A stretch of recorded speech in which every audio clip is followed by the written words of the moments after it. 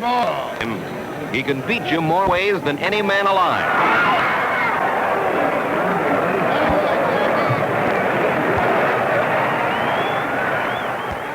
His daring play earned him a place in baseball's Hall of Fame. But in his brilliant career, he became one of the most controversial sports figures of our time. His name is Jackie Robinson, and this is his biography.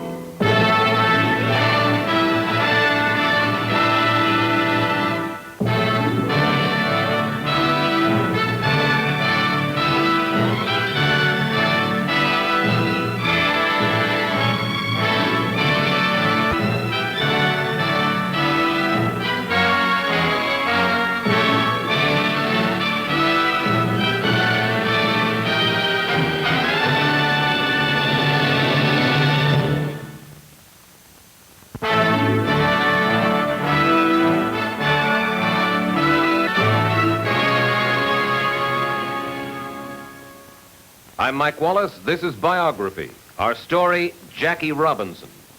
He was the first Negro to play Major League Baseball. An aggressive competitor, he asked no quarter and gave none. But he won the admiration of players and fans alike with his skill and daring. From the very first, he made it clear that he wanted to be accepted on the basis of his ability. I came here, he said, to play baseball. On April 15, 1947, Ebbets Field in Brooklyn, Jackie Robinson makes his appearance as a Major League Baseball player and shatters a half-century of tradition. In the coming months and years, his courage and his character will be severely tested. Jackie Robinson is uniquely prepared to meet this challenge. Born in 1919 on a cotton plantation near the town of Cairo, Georgia, Jackie Robinson is 6 months old when his father deserts the family. Mallie Robinson and her 5 children are forced to leave the one-room cabin on the plantation. The family sets out on a long journey in search of a new home.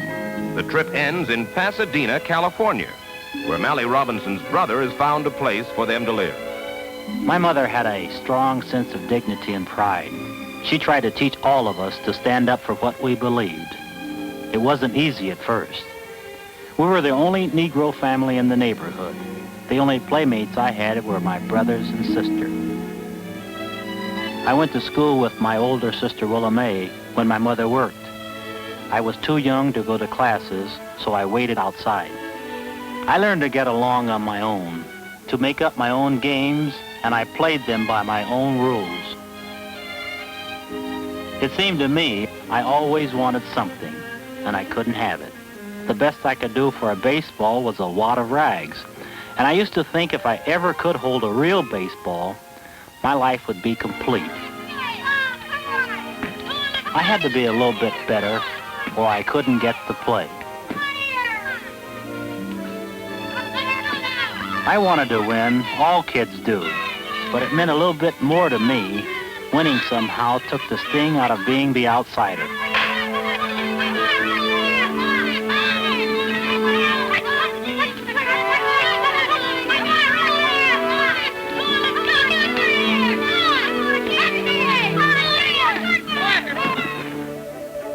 My brother Mac was the star of the school's track team. When he was picked for the United States Olympic team in 1936, I was the proudest kid in the block.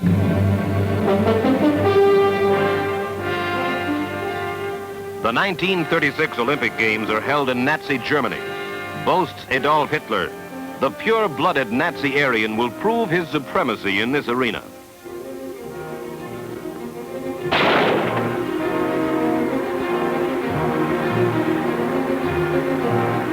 The competition does produce a Superman, but he is neither Aryan nor Nazi. He is America's great Jesse Owens. Mac Robinson is proud to play second to Owens in the 200-meter dash. Mac set the example for me, says Jackie. And at Pasadena City College, he drives himself relentlessly in practice and competition.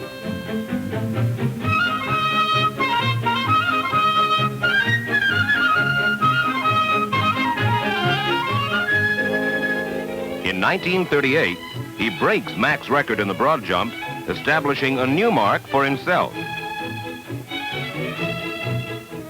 Jackie enrolls at UCLA in 1939. He has a vague idea that he wants to become a high school athletic coach, but his future plans are hazy, still uncertain. Football is the major sport at UCLA, and Jackie quickly becomes a mainstay of the team. He was a take-charge guy who hated to lose as a friend, and you could be sure that big number 28 would always be in the thick of the action. He is the leading ground gainer in collegiate football in his first season, averaging 12 yards per carry, and newspapermen called Jackie the Gridiron Phantom. Jackie sees each game as a personal battle in which he must prove he's better than any man on the field.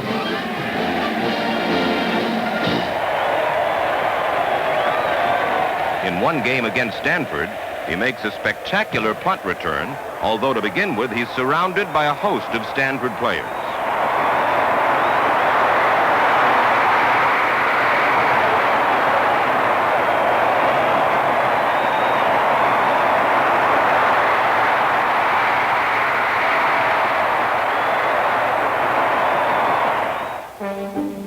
Jackie stars in baseball, basketball, and he wins the national championship in the broad jump. In his senior year, he is called the best all-round athlete in America, the greatest Negro athlete of all time. Unquestionably, writes one reporter, he is the Jim Thorpe of his race.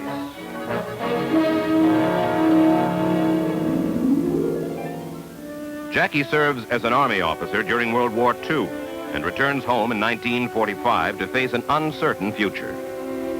I tried to get a job as a high school coach, but there were few openings I could fill. I was 26 years old. I had no job, only a mantle full of trophies.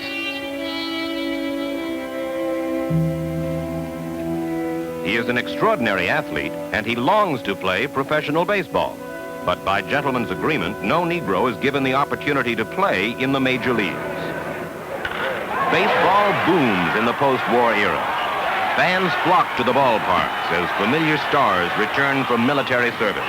Men like Stan Musial, Ted Williams, and Joe DiMaggio.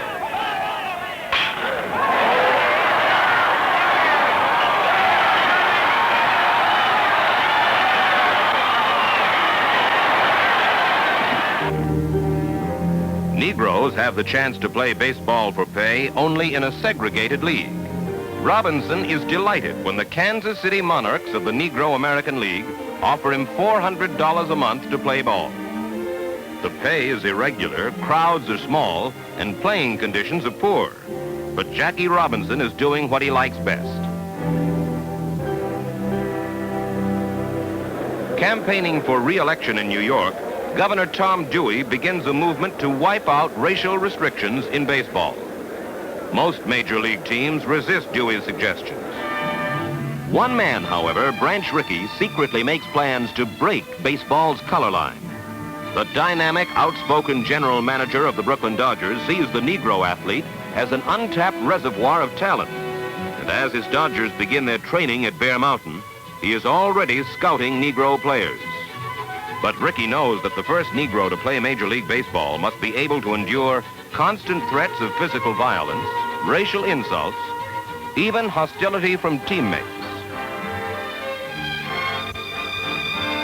Rickey narrows his choice to a handful of men. He considers the brilliant but erratic Satchel Paige, in his 40s and still pitching. The powerful, placid Roy Campanella. Don Newcomb, fiery young pitcher. And an infielder named Jackie Robinson. Rickey feels Robinson has intelligence, ability, courage. But he must be sure he is the right man. Robinson is summoned to his office for an interview. Branch Rickey tells about that first meeting. He was everything that I had hoped he would be at that moment. The surprise of that whole occasion was Robinson. I couldn't convince him that I was giving him this interview and considering him for a job on the hit team, the Brooklyn Dodgers. I had to give him an actual picture, by voice, by gesture, but by every means I had to have him realize what he was in front of and what he was about to agree to. He had to know that he would be called these names and his mother would be attacked and his ancestry, as I put it. Well, I asked him what he would do. I'd kill him. It was the very resentment that I wanted, and yet he had to realize that he must be able to handle himself under those dire conditions. And there was finally an agreement that for 3 years he would undertake to turn the other cheek, and we defined what that meant in actual field play. Under Ricky's orders, Jackie will be forced to restrain his desire to fight back when he's insulted or threatened with physical violence. Robinson agrees and signs his contract with a mixture of exultation and apprehension. 1946, the Montreal Royals, a Brooklyn Dodger farm team, open the season at Jersey City. On their playing roster is baseball's most controversial new figure, Jackie Robinson. Spring training has been a harrowing experience for Robinson. During the barnstorming tour in the South, he has been reviled by fans and shunned by his own teammates. But in the season ahead, he will channel his anger and humiliation into a driving determination that will become the trademark of Jackie Robinson.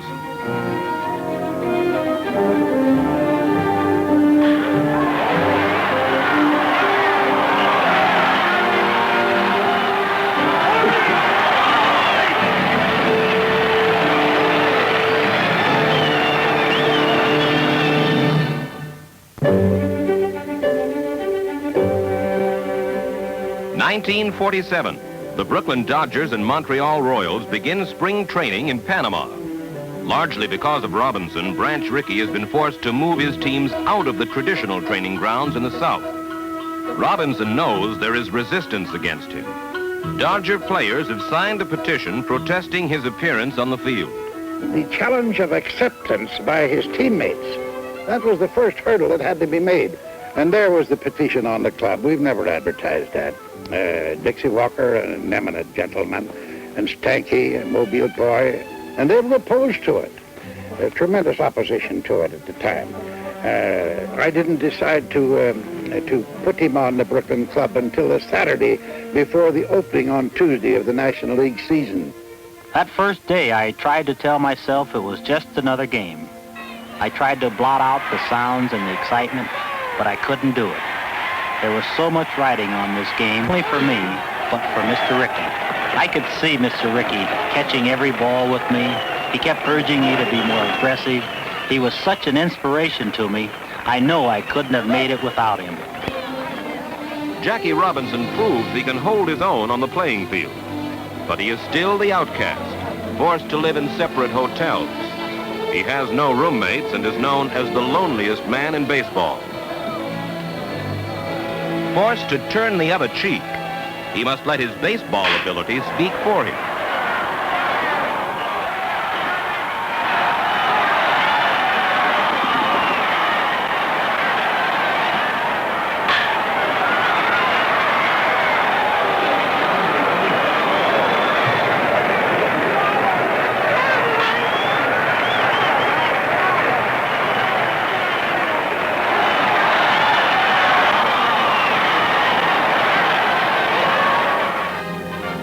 Slowly, the fans from Flatbush begin to accept Jackie Robinson, and so do his teammates. Says Branch Rickey, the players rallied to his defense, and it caused the glue on the club that molded them into a pennant-winning team. For the Brooklyn Dodgers, it's the first pennant in 6 years. Brooklyn fans shower their affection on the beloved bum. Jackie Robinson crowns his first season in the major leagues by being named Rookie of the Year. Branch Rickey couldn't ask for anything more.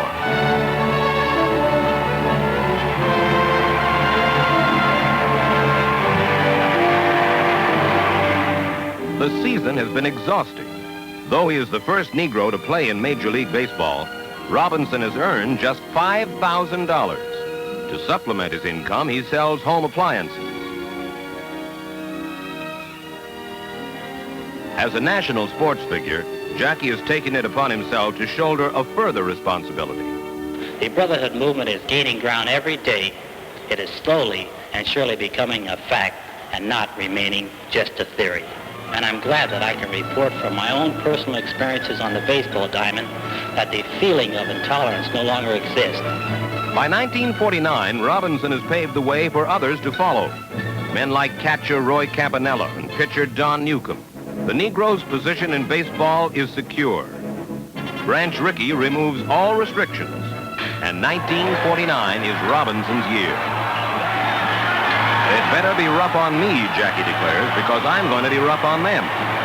Almost overnight, Jackie becomes the holler guy, the spark plug behind Brooklyn victory.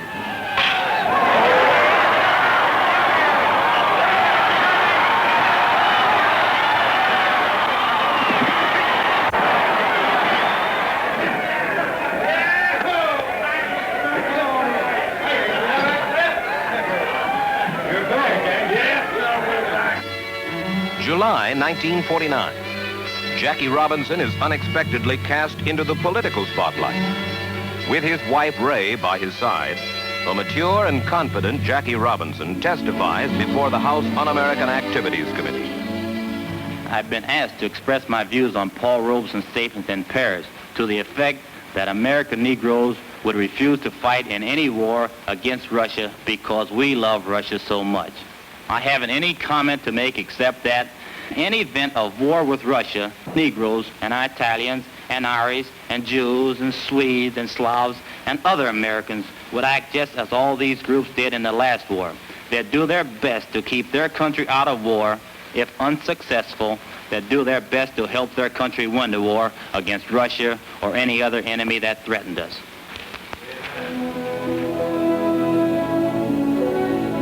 The 1950s. In his new home in suburban Stamford, Connecticut, Jackie savors the rewards of years of struggle. He is an established major league star, earning a major league salary in 5 figures. In the off-season, he can relax with his family, enjoying economic security he never knew in childhood. And for his son, there will be no need to play baseball with broom handles and rags. Jackie is imbued with a nagging sense of responsibility. He feels he must speak out where injustice has been done. His friend and teammate, Roy Campanella, often disagrees with Jackie. I'm no crusader, says Campanella. I'm just a baseball player. Robinson will not tolerate this attitude. He has always been a fighter. He will continue to be a fighter. A man must speak out for what he believes, says Jackie.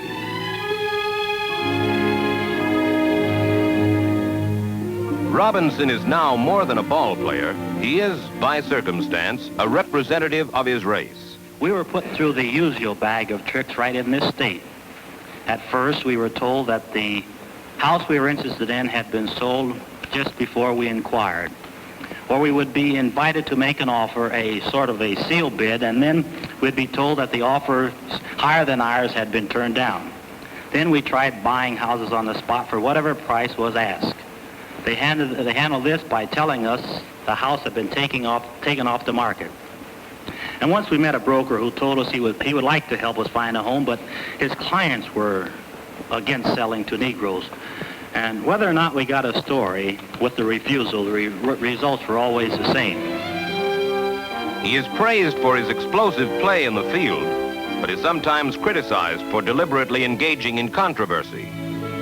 Jackie's a guy who likes to mouth off, many say. He's a troublemaker. And Jackie himself admits, my temper cost me my popularity. 1955, Jackie Robinson is 36. He is the elder statesman of the Dodgers. He occupies a center locker, a special mark of distinction. 9 hectic years in the majors have been filled with controversy. In the twilight of his baseball career, reporters call him the old gray fat man. His legs lack speed, agility. His reflexes are sluggish.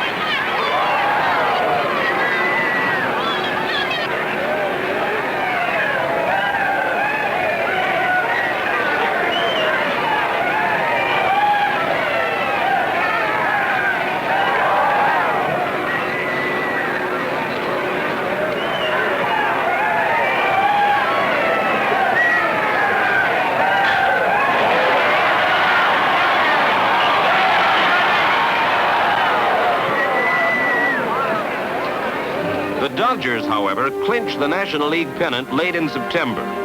Once more, they will face the Yankees in the World Series. For Jackie Robinson, there may not be another. Since 1947, the Dodgers have won the pennant 4 times. And 4 times they have lost to the New York Yankees in the World Series. The experts predict the Dodgers will be beaten for the 5th consecutive time. The Dodgers are an old team, they say, virtually unchanged since 1947. Even the most loyal Dodger rooters are skeptical. But in this World Series, the 36-year-old Jackie Robinson flashes the daring and speed that recalls the Robbie of old.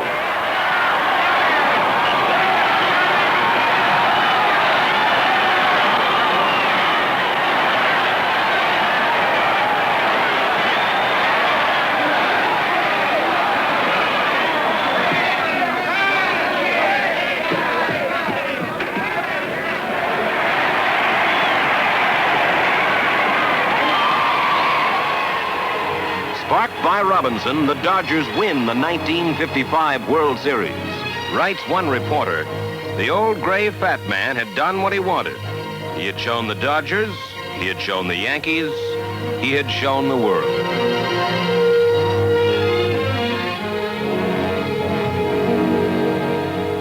By the end of 1956, after a furious decade in baseball, Jackie Robinson has decided to retire. I had decided that I'd used up the good years. I didn't want to work out the string as a pinch hitter or a part-time player. Most of all, I wanted security for my family.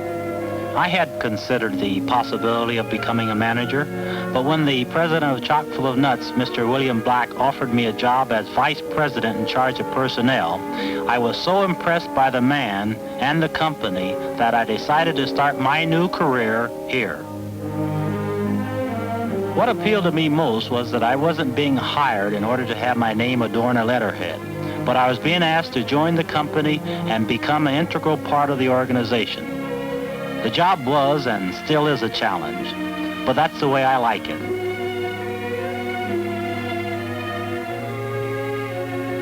Generally, I meet with Mr. Black to go over new employee programs, brief him on my activities, and discuss new company policies, or to get an occasional bawling out. I rarely miss baseball. I just don't have the time to miss it.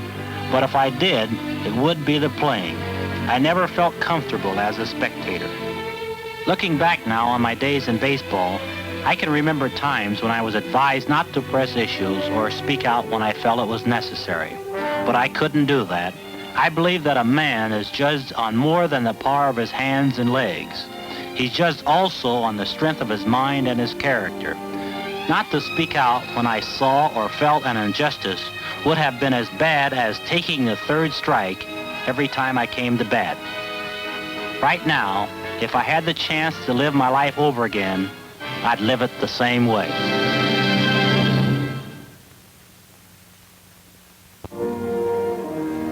In July of 1962 at Cooperstown, New York, Jackie Robinson receives baseball's highest honor. He is elected to the Hall of Fame. He sees it as the crowning achievement of his career. Says Jackie Robinson, "This is the proudest day of my entire life."